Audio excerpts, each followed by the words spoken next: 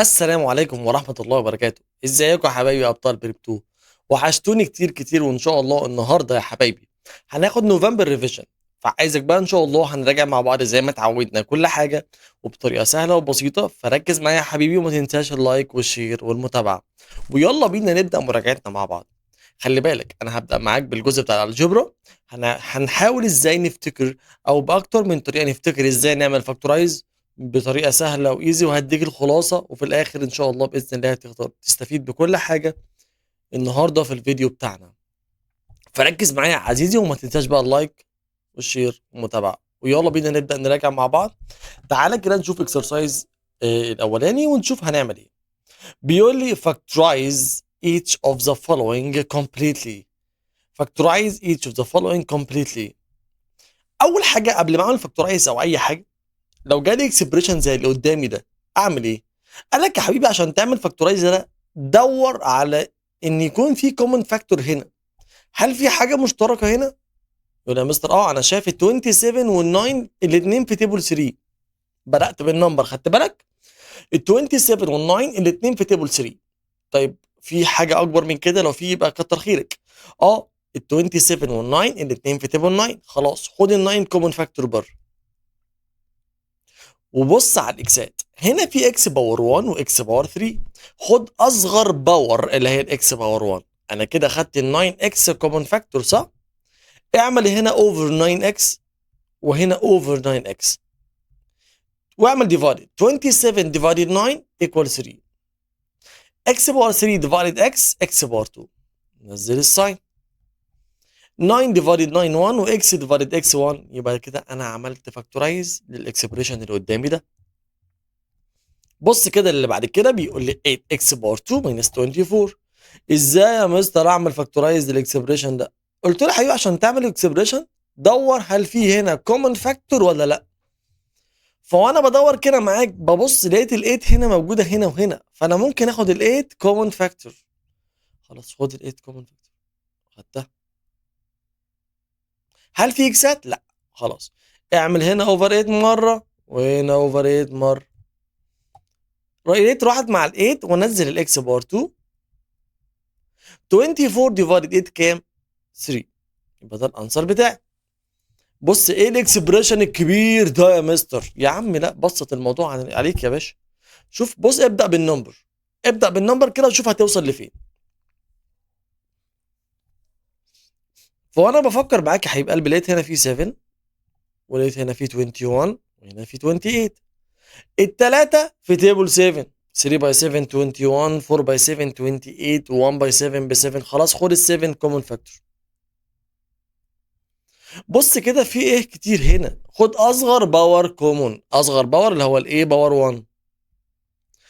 وفي البي كمان خد اصغر باور البي باور 2. افتح براكت، اعمل هنا اوفر 7 اي بي باور 2 اوفر 7 اي بي باور 2 اوفر 7 اي بي باور 2. ال 7 مع ال 7 اي باور 3 ديفايدد اي باور 2 بي باور 4 ديفايدد بي باور 2 بي باور 2. 27 ديفايدد 21 ديفايدد 7 3. الاي مع الاي بي باور 3 ديفايدد بي باور 2 بي باور 1. 28 ديفايدد 7 3. الاي باور 2 مع الاي اي واحده، البي باور 2 تروح مع البي باور 2، وكده قدرت اعمل كومن فاكتور للاكسبريشن. اوكي. ازاي اعمل فاكتورايز للاكسبريشن اللي قدامي ده؟ والله يا مستر الموضوع بسيط جدا، بس ركز معايا. انت عايز البرشامه شكلك، والله انا عارف انت عايز الخلاصه.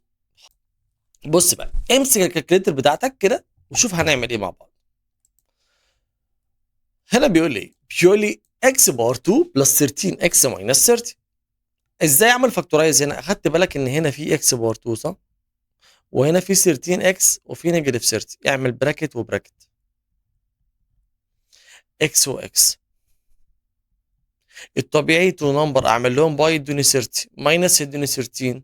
عندك مين يا بابا؟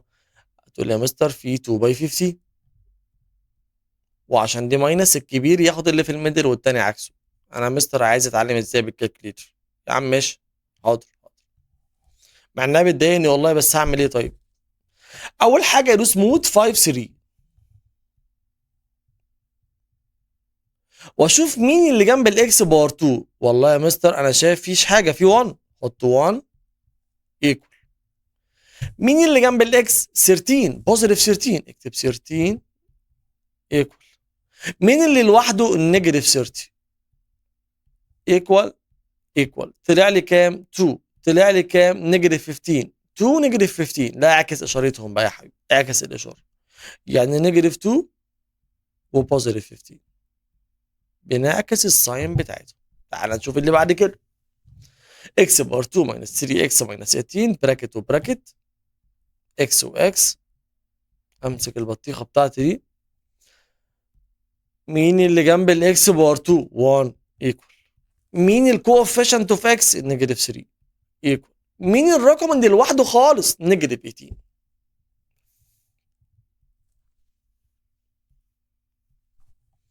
ايكوال. ايكوال طلع كام؟ 6. اعكسها خليها نيجاتيف 6. نيجاتيف 3 اعكسها خليها 3، يبقى النيجاتيف 6 بلس 3. طب يلا اللي بعد كده، براكت وبراكت. ركز معايا بس، لما تلاقي في رقم جنب الاكس باور 2، هل ينفع تاخد ده كومن فاكتور؟ لا، مفيش 5 ديفايد 2. اعمل بنفس الطريقه بقى. مود 5 3. مين اللي جنب الاكس باور 2؟ والله ثانيه واحده يا شباب. مين اللي جنب الاكس باور 2؟ والله يا مستر انا شايف 2 ايكوال. نيجاتيف 5 ايكوال بلس 3 ايكوال. ايكوال طلع كام؟ 3 اوفر 2. شايف الرقم اللي تحت ده؟ حط جنب الاكس، والسرير كانها جنبه. ولو هي بلس اعكسها خليها ايه؟ ماينس. الرقم اللي تحت حطه جنب الاكس، والسرير اللي فوق دي خليها على جنب. ولو بلس اعكسها ايه؟ ماينس. تعالى دوس ايكوال تاني. طلع 1 خليها ماينس 1. يلا واحده تانية يا حبيبي. اول حاجه ايه؟ ها، براكت وبراكت، اكس واكس. امسك الكالكليتر بتاعتك. مود 5 3. اللي جنب الاكس باور 2 2، واللي لوحده نيجاتيف 5 اللي جنب الاكس سوري، والاخير نيجاتيف 12 ايكوال. ايكوال طلع كام؟ 4 خليها ماينس 4. طلع كام؟ نيجاتيف 2 نيجاتيف 3 اوفر 2 ماينس 4. والنيجاتيف 3 اوفر 2 دي، ال2 اللي تحت دي كده خليها جنب الاكس، والرقم اللي فوق ده اعكس اشارته بلس 3. كده انا قدرت اعمل ايه؟ فاكتورايز. تعالى نكمل. اللي قدامي ده اسمه بيرفكت سكوير. بيرفكت سكوير. ايه البيرفكت سكوير ده؟ قال لك يا حبيبي البيرفكت سكوير لو انت جبت روت اول رقم وروت اخر رقم وعملت له مايتل باي 2، هيطلع اللي في النص، يبقى ده بيرفكت سكوير. بص كده، روت 25 اكس، روت 25 اكس بار 2، روت 25 5 اكس. الحلاوه دي 5 اكس. جبت روت الاول، روت الاخير ب 3، اعمل له باي 2، طلع ب 30 اكس. 2 باي 3 6 باي 5 ب 30. يبقى ده بيرفكت سكوير. بيتحلل ازاي البيرفكت ده؟ بنعمل له فاكتورايز ازاي؟ قال لك يا باشا ابسط مما يكون. اعمل براكت واحد، هات روت الاول 5 اكس، هات روت الاخير 9، اشاره اللي في النص نزلها باور 2. ده برضو بيرفكت. براكت واحد باور 2 يا بابا.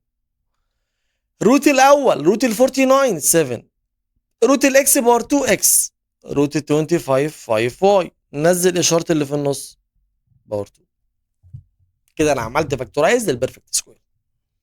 تعالى بقى نشوف كده اللي بعد كده. دي اسمها ايكويجن. عشان احل السؤال ده لازم اشوف هل في كومون فاكتور الاول ولا لا، ولازم يكون هناك في زيرو. اوكي، بره في زيرو، في زيرو زي الفل. هل في حاجه مشتركه هنا؟ والله يا مستر مشتركين في الاكس، خدها بره كومون. اعمل اوفر اكس هنا اوفر اكس، يبقى 2 اكس هنا، اكس اوفر اكس 1 ايكوال 0. فاكر كنت بعمل ايه؟ بقول اما ده بزيرو او ده بزيرو، يعني اما الاكس بزيرو او 2 اكس بلس 1 بزيرو. نودي ال1 بالماينس، يعني 2 اكس بنيجاتيف 1 نودي ال 2 بالديفايدد يبقى الاكس نيجاتيف 1 اوفر 2، يبقى ده الحلين بتوعنا 0 ونيجاتيف، ده السوليوشن سيت بتاعتي. طب تعالى نشوف نحل الاكسرسايز ده كده. ده يا مستر اعملها ازاي؟ انا شايف ده في فاكتورايز اكس بار 2 بلس او ماينس رقم جنب الاكس رقم في الاخر، فاكتورايز مود 5 3. اظبط حل الاول براكت وبراكت اكس واكس. أظبط. يلا اول مود 5 3، اللي جنب الاكس بار 2 1 هنا، واللي جنب الاكس نيجاتيف 7، والرقم اللي لوحده هناك نيجاتيف 18 ايكوال طلع كام؟ 9 ماينس 9 طلع كام؟ نيجاتيف 2 بلس 2. واقول اما ده بزيرو لما اوصل للي انا وصلت له ده، اقول اما الاكس ماينس 9 بزيرو، اودي الاكس بالبلس يبقى الاكس ب 9، او الاكس بلس 2 ايكوال 0، اودي ال 2 بالماينس يبقى الاكس بنيجاتيف كام يا ابطال؟ 2. يبقى ده 2 سوليوشنز بتاعتي. اوكي، تعالى بقى نشوف اللي بعد كده. نيجي بقى يا حبيب قلب الاكسرسايز اللي بعد كده. هنا بيقول لي 16 اكس باور 4 ماينس واي باور 4. اولا قبل ما اقول لك تحل ده، تعالى افكرك بحاجه كده. لو قلت لك اكس باور 2 ماينس 4 ازاي افك كده؟ تقول لي براكت وبراكت. لازم في الميدل ترم هنا يكون ماينس، انا عرفتك لو ما بلغت. هات روت الاول اكس واكس، روت الفور 2 و2، وعشان دي ماينس واحده بلس والثانيه ماينس. اوكي، اكس باور 2 ماينس 36 براكت وبراكت اكس واكس، واحده بلس والثانيه ماينس، روت ال 36 6 و6. كده عملت ديفرنت بين تو سكوير. طب ازاي افاكتورايز الباور 3؟ قال لك في الباور 3 مش شرط يكون فيه بلس او ماينس. طب اهي بلس اهي، مش فارقه. المهم الكيوب بيتفك ازاي؟ براكت صغير وبراكت كبير. هات كيوب الاكس باور 3 اكس، هات كيوب ال 8 ب 2، انسى اللي فوق ده اكنك مش شايفه، ركز في اللي تحت. بنعمل اول ترم ده باور 2، والاخير باور 2 4، دي بلس على طول. هنعمل ده باي ده ونعكس اشارته، 2 باي اكس ب 2 اكس خليه نيجاتيف 2 اكس. تاني، اكس باور 3 ماينس 27 براكت صغير وبراكت كبير. كيوب الاكس باور 3 قلبي اكس واحد، كيوب 27 ما قلنا 3، انسى اللي فوق. بنعمل الاول باور 2 والاخير باور 2، نعمل ده باي ده ونعكس اشارته يبقى بوزيتيف 3 اكس. خلاص، تعالى ده كده بقى نحله ازاي. هاو، هقول لك انا يا قلبي. اول حاجه نفس الفكره، انا ممكن اجيب روت ده وروت ده يبقى براكت، وفي النص ماينس براكت وبراكت. 16 يبقى 4 اكس باور 2، ما دي روتها 4 اكس باور 2، واحده بلس والثانيه ماينس. الواي باور 4 واي باور 2 واي باور 2. الحمد لله حلتها. لا استنى، خلي بالك انا ممكن افاكتورايز ده تاني، ممكن افاكتورايز ده تاني. سيب ده زي ما هو، مش ده ينفع اجيب روت للفور والويكس باور 2 واي باور 2 وفي النص ماينس؟ يبقى براكت برضه وبراكت. روت الاكس الفور ب 2 والاكس باور 2 اكس، هنا 2 اكس. روت الواي باور 2 واي واحده بلس والثانيه ايه؟ ماينس. كده عملت فاكتورايز. دي هتعملها بالكالكوليتر مود 5 3. اللي جنب الاكس باور 2 3، 14 15 يا بطل. طلع كام؟ نيجاتيف 5 اوفر 3 ونيجاتيف 3. ماشي، اكس واكس. قال لك نيجاتيف 5 اوفر 3 يعني ال 3 هنا وال5 هنا، واعكس الاشاره. نيجاتيف 3 الثانيه خليها بلس ايه؟ بلس 3. كده انا قدرت اعمل فاكتورايز. تعالى كده نشوف الجزء اللي فيه التشوز. The solution set of the equation. قلت لك هناخد common factor اول حاجه.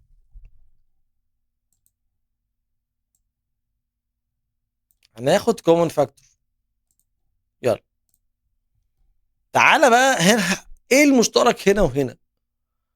ننزل الكالكوليتر دي خلاص ولا عاوزينها ولا ايه؟ خلاص كفايه بقى، كفايه. يلا، هل في حاجه مشتركه هنا؟ الاكس باور 2 خدها بره الرقم. بص بظبط حل ازاي يا بطل. اعمل هنا اوفر اكس باور 2 واوفر اكس باور 2. خدت من دي اكس باور 2 يتفضل اكس، خدت من دي اكس باور 2 يتفضل 1. اما ده بزيرو او ده بزيرو، اما الاكس بزيرو او اكس ماينس 1 بزيرو، او ادي ال1 بالبلس يبقى الاكس بكام يا شباب؟ 1. يبقى الحل بتاعي 0 1.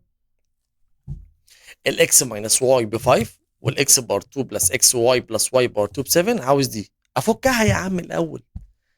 ازاي بنفك الباور 3؟ براكت صغير وبراكت كبير. كيوب الاكس باور 3 اكس، كيوب الواي باور 3 واي. بنعمل الاول باور 2 والاخير باور 2، ده باي ده وبنعكس الاشاره يعني بوزيتيف اكس واي. الحمد لله. طب وبعدين يا مستر يا ابني مش هو قال لك ان الاكس ماينس واي ب 5؟ ما دي اكس ماينس واي. قال لك ده كله ب 7، ما هو ده هو ده. ايه ده يا مستر؟ قصدك تقول ان ده 5 وده 7؟ ده 5 باي 7. 5 باي 7 بكام يا بطل؟ 35. كام؟ 35. في رقم هنا ماينس يبقى ده different between two square. في رقم عملت له روت بقى 5 و5 يبقى اصلا كان كام؟ كان 25. ذا solution set مود 5 3. خلاص انت عرفت يعني. يلا يا بطل، مود 5 3. مود 5 3. مين اللي جنب الاكس باور 2 2؟ مين اللي جنب الاكس نيجاتيف 9؟ مين اللي لوحده 9؟ ايكوال ايكوال. طلع كام؟ 3. يبقى ماينس 3. مين في دول نيجاتيف 3؟ هي مفيش الا دي. خلاص. بس هنبص بقى ونتفرج.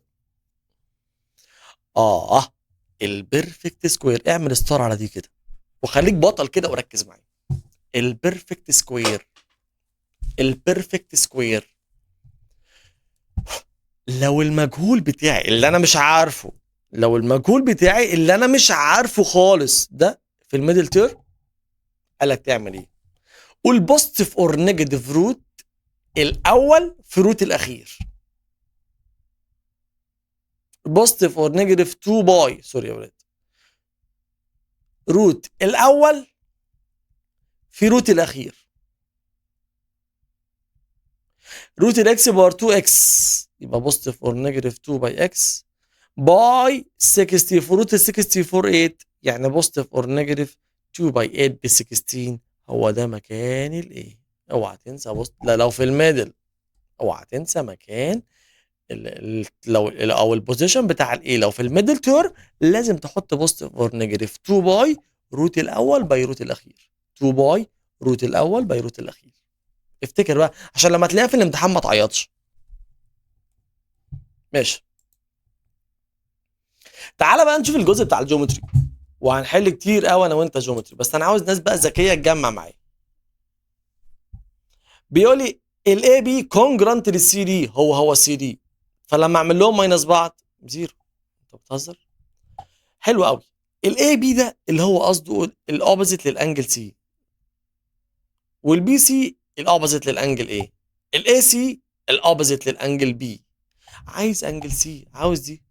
مش انا قلت يا ابني في بايثاغورس سيرم لو انت تركز معاها هنرتاح كلنا والله، والله لو ركزت نرتاح. مش انا قلت في بايثاغورس سيرم يا ابني يا حبيبي اعمل كده. ثواني لما ارسم لك المثلث ده.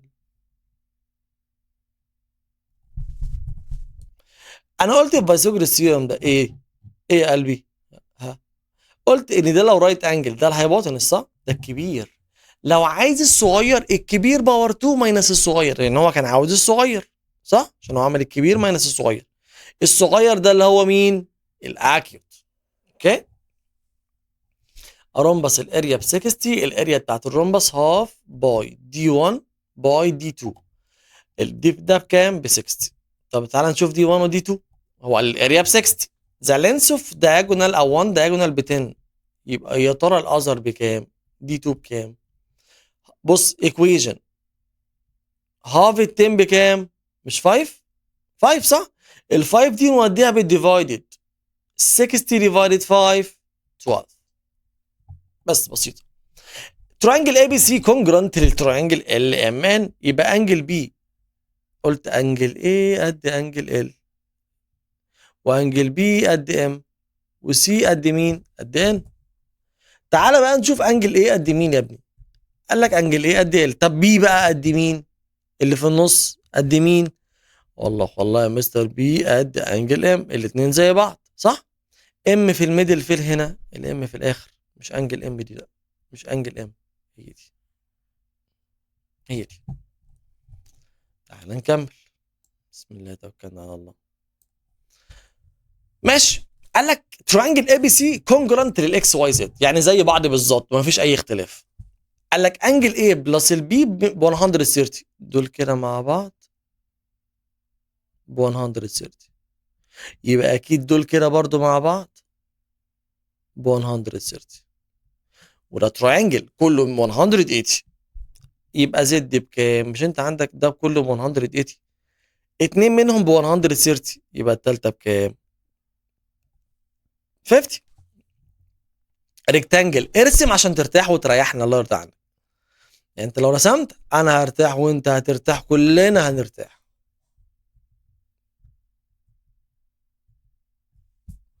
تعالى نرسم ريكتانجل. ادي ريكتانجل. ماشي. قال لك ايه بقى في الريكتانجل ده؟ الدايمنشن 6 و8، يبقى ده 8 وده 6. زين اتس دايجونال، ده الدايجونال. يا ابني انت عارف ان الريكتانجل ده برايت رايت صح؟ كل الانجل فيه رايت. طب انا عايز اجيب الهايبوتنس، ما ده رايت انجل تراينجل يا مستر.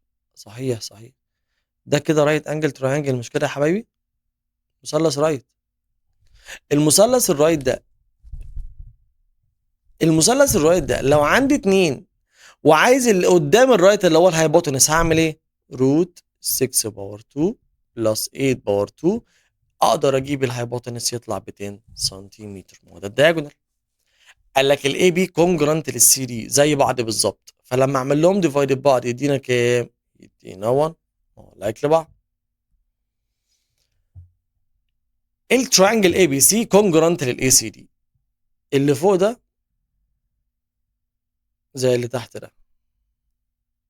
ماشي. قال لك الاي دي ب 7، ماشي. البيريمتر اوف فيجر اي بي دي سي ب 20، كل اللي بره ده ب 20. مش انت قلت اللي فوق قد اللي تحت؟ ده يا مستر يعني اللي فوق لو ب 10 اللي تحت برضه يبقى بكام؟ 10. تعال نشوف هو عايز ايه، يلا بينا. عايز البيريمتر اوف اي بي دي، اي بي دي اللي تحت ده. صلى على الحبيب، مش ده ب 10 وده ب 7، يبقى البيريمتر بكام؟ 70. قال لك اي بي سي تراينجل، ما انت لو تفهم هتستريح. اي بي سي تراينجل، وقال لك ايه؟ اف اي كومبلمنت البي، يعني ايه كومبلمنت البي؟ يعني انجل ايه وانجل بي الاثنين ب 90، وده مثلث كله ب 180، اتنين منه ب 90، يبقى الثالثه بايه؟ ها، اتنين منهم ب 90 يبقى الثالثه ب 90، ما الثلاثه ب 180، 180. طب خلاص يا مستر، خلاص انا كده عرفت ان انجل سي دي ب 90، وانجل سي اللي قدامي الاي بي اللي هي عباره عن ايه؟ الهايبوتنس باور 2 ايكوال الاثنين التانيين بلس بعض. الهايبوتنس ايكوال عشان ده رايت. ذا تو تراينجل اي بي سي اند اكس واي زد كونجرانت زين. هل البي سي قد الاكس زد؟ البي سي قد، لا ده عبس يا ابني مش كده. طب الزد واي قد السي بي؟ فين الزد واي اهو، فين السي بي او البي سي؟ هي هي اي بي سي تراينجل. قال لك انجل اي ايكوال انجل بي بلس انجل سي، يبقى انجل ايه بكام؟ قد الاثنين مع بعض، يبقى انجل ايه ب 90. 90 والتانيين بقى 30 60 20 70 مش فارقه. اف 2 تراينجل دول كونجرنت، يبقى هل البي سي قد ال ان؟ البي سي قد ال ان؟ لا طبعا. هل الام ال ام قد السي اي؟ ال ام قد السي اي؟ لا طبعا. هل الان ام قد السي بي؟ ان ام قد السي؟ لا طبعا. هي اوكي ماشي. ذا تراينجل هو سايد لينس، التراينجل اللي السايد لينس بتاعته مالها؟ 10 و12 و8. قال لك لو انت عايز تعرف نوع المثلث ده، اعمل الاول ده باور 2 والتاني باور 2 والتالت برضه باور 2. لو طلع 2 قد التالتة يبقى رايت. لو طلع 2 قد التالتة يبقى رايت. لو طلع واحدة أصغر من الاتنين، الكبيرة دي أصغر من الاتنين، يبقى أكيوت. واحدة أصغر أكيوت. لو واحدة أكبر من الاتنين يبقى دي أوبتيوس. أوكي؟ عمالة تشقلب لك لأجل ما تفهم، بس مفيش. ماشي، يلا ركز. استغفر الله العظيم يا رب.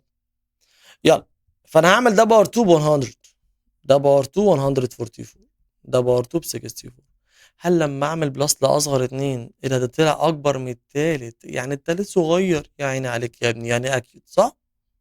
ماشي، بتشقلب لك عشان تفهم، وفي الاخر بقى تلاقيك قاعد بقى ما شاء الله. يا ابني انت قاعد ايه، ركز يا ابني.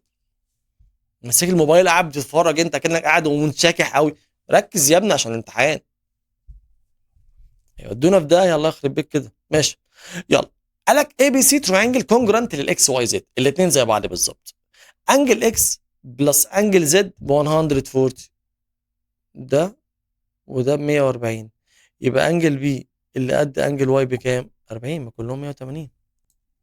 بص بقى يا حبيب قلبي، الاكسرسايز اللي بعد كده بيقول لي اي بي اكس واي زد رايت انجل، ارسم.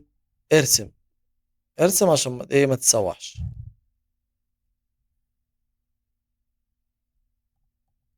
قال لك رايت ات واي، الواي هي اللي رايت.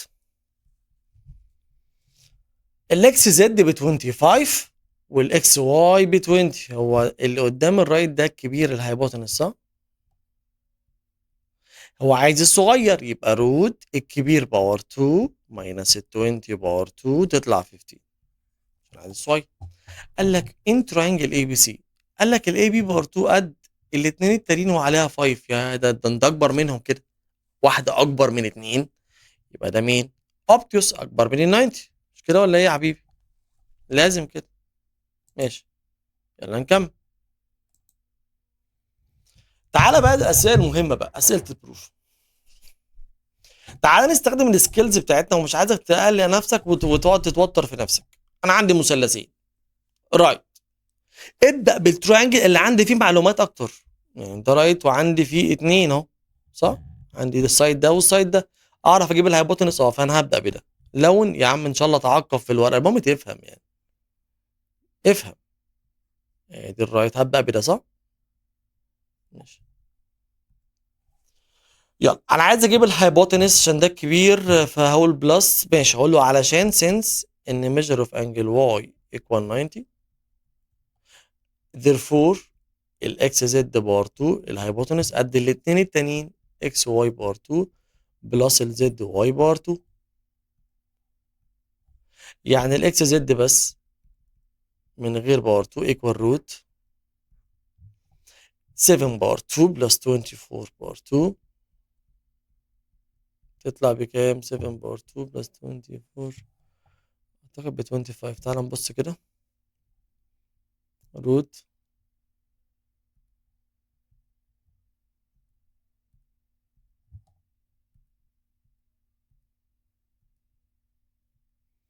ب 25 ايكوال 25 سنتيمتر. جبت ليه ب 25. تعال بقى نجيب السايد اللي احنا مش عارفينه التاني، ال زد، عشان دي ب 90، فده الكبير. اكيد هو عايز الصغير، ولو عايز الصغير ماينس صح؟ يقول له سينس ان ميجر اوف انجل ال ايكوال 90 therefore ال زد ايكوال روت الكبير باور 2 ماينس 15 باور 2. زي ما تطلع بقى الانسر مش فارقه. اوكي. prove that ان ده congruent. انا قلتها في الكونجرنت، درس الكونجرنت اللي على اليوتيوب. قلت ايه؟ قلت لما الاقي حاجه زي كده قول له ان تو تراينجل، وخد الترتيب ده A B D وكمان C B D since ثلاث حاجات 1 2 3. لو حصل يبقى therefore التراينجل A B D congruent للتراينجل C B D. ايه هما؟ اول حاجه انجل A قد انجل C، خد درجات يا ابني. تاني حاجه ان الاي بي طلع قد البي سي، هو اللي قال والله مش انا، والله هو اللي قال. تالت حاجه ان السايد ده البي دي موجود في المثلثين، البي دي كومن سايد.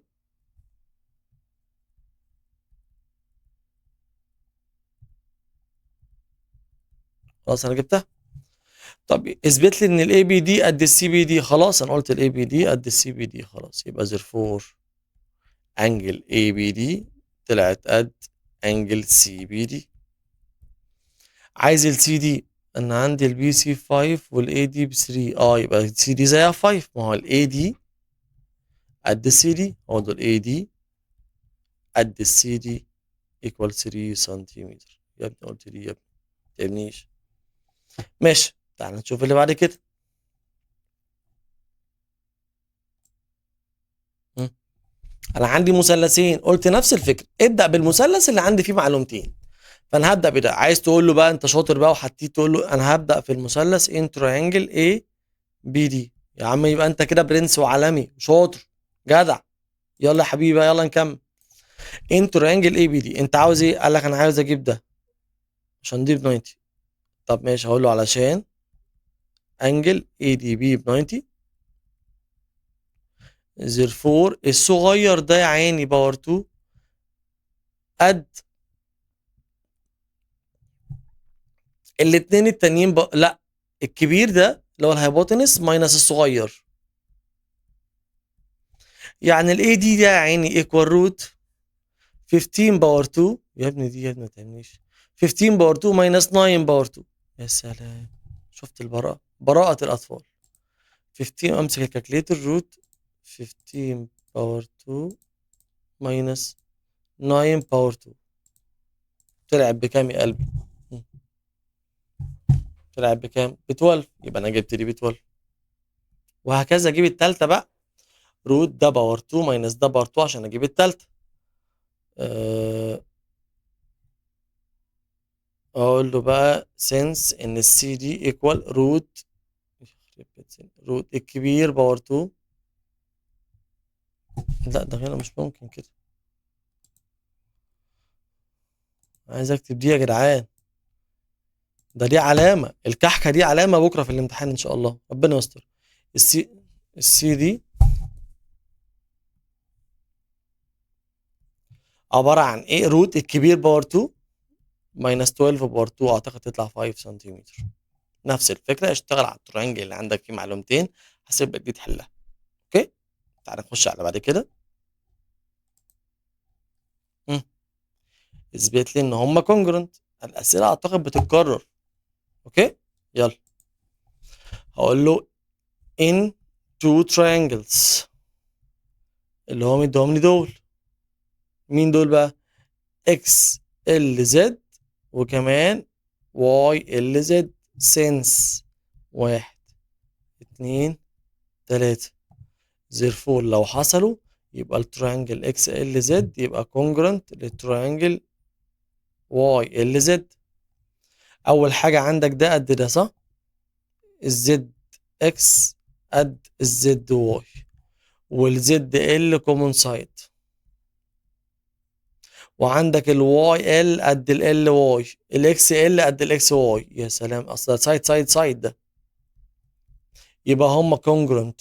فلو دي 130، انا شايف كل ده ب 360 مش كده؟ عندك دي ب 130، يبقى الاثنين دول قد بعض كده كده عشان كونجرنت. الاثنين دول 360 ماينس 130، 230، واقسمهم على كام؟ على 2 عشان اجيب كل واحده من دول، ما دول قد بعض صح؟ يبقى اقول له انجل اللي هو عاوزها اكس ال زد 360 ماينس 130، واللي يطلع اقسمه على كام؟ على 2. اللي بعديها لسه حلينها. اشتغل على المثلث اللي انا عندي فيه معلومتين. ده عندي فيه معلومتين، اعرف اجيب الثالثه ببايثاغورس السيره. طب والناحيه الثانيه ازاي اثبت له ان دي 90؟ هقول لك انا دلوقتي، تعال نمشي واحده واحده. ان تريانجل بي سي دي، علشان ان انجل سي ب 90 يا قلبي، يبقى البي دي باور 2 ايكوال البي سي باور 2 بلس الدي سي باور 2. يعني البي دي بس ايكوال روت 7 باور 2 بلس 24 باور 2 تطلع ب 25. عشان اثبت له ان دي 90 مين دي 90 لازم لما اجيب دي باور 2 دي باور 2 تبقى قد التالتة، وهيحصل. يعني هقول له ان triangle ABD، اول حاجة هات ال AD باور 2 ب 200. تاني حاجة استنى ما اوسع كده عشان ربنا يوسعها علينا كده ويفتحها في وشك، وسع يا اخي. تاني حاجة اجيب ال AB باور 2.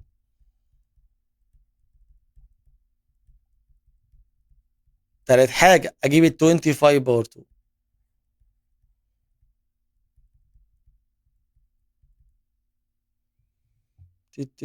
تعالى كده نشوفها. لا دي غلط، ال 15 باور 2 مش دي. ال 15 باور 2 بكام يا قلبي؟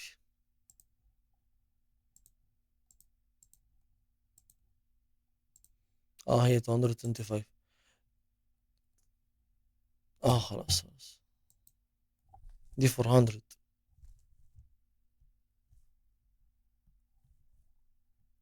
دي 400 يا شباب، ودي كده 225. دي هتطلع بالكالكوليتور 625. عشان اتنين قد التالتة يبقى دي رايت، اكتب له كده علشان بلس طلع قد التالتة، يبقى therefore angle A لو عاوزها equal 90 degree equal 90 degree. وبكده يا حبيب قلبي قدرنا ان شاء الله مع بعض ان احنا نراجع على كل حاجه. اعتقد حلينا اسئله كتير قوي مع بعض متنوعه، وراجعين على الفاكتورايزيشن وحاجات كتير. اتمنى اكون استفدت، واستناني في فيديو جديد ان شاء الله على قناتي على اليوتيوب. سلام يا حبايبي، بالتوفيق ان شاء الله.